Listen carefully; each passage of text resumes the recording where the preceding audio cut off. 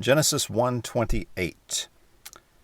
Vayivarek otam Elohim, vayomer lahem Elohim, Peru, urevu, umil'u, et haaretz, v'kiv shuha.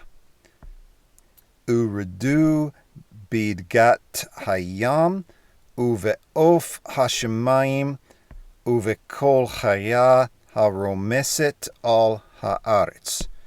Translation, and God, here's God, the subject, and God blessed them, and he said, that is, and God said, and God blessed them, and God said to them, be fruitful and multiply and fill the earth and subdue it, and rule over the fish of the sea, and over the flyer of the heavens, and over all or every living thing, the creeping one, the ones that creep, the one that creeps upon the earth. And so we start off here with a verb that is found in the PL here for blessing. This is the same word that's used in the Aaronic blessing, the Lord bless you and keep you, and so forth. And we find this in the PL here, and Yahweh is the one doing the blessing, and this is after he has created humanity. We saw him previously blessing some creatures, but this isn't language that has been used very much in Genesis to this point. And so this blessing, they are the object of the blessing, and notice how the object here occurs between the subject and the verb, after the verb, before the subject, and we know it's the object here. This is the object marker because of the O class vowel, and the 3ms there shows us that it is them. So God blessed them, and God said to them. And once again, we have the them in this same place here.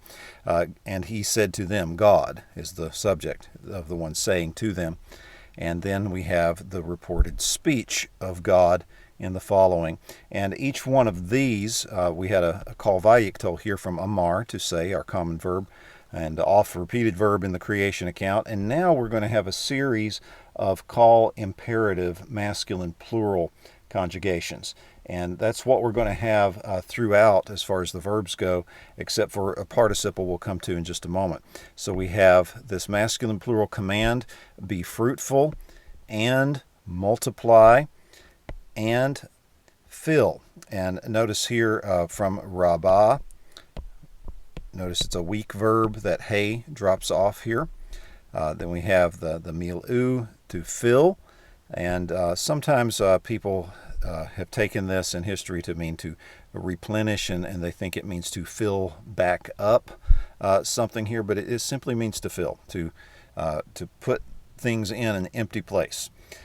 And so they're going to be asked, they'll be told rather, to fill the earth and to subdue it. Now notice that third feminine singular suffix there, object there of the subduing, and that refers back to this feminine noun, haaretz, the earth.